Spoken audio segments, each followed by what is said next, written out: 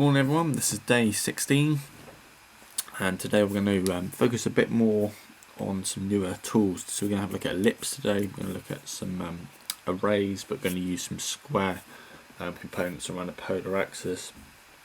We're going to look at using the Fillet tool some more, a bit more on the offset and just how we're running centre lines and construction lines to build geometry. So let's have a look at today's challenge.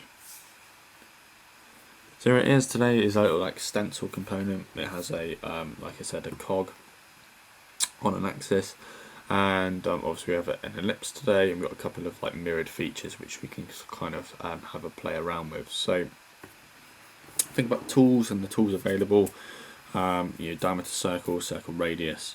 Think about centre lines, how we're mirroring components. The ellipse 150 by 100, so it's obviously on the y-axis, middle is 50, on the x-axis, middle is 75. So think about those kind of ways of organising your shapes and options. So have fun, let me know how you get on, and tune in for the solution 6 PM. Thanks.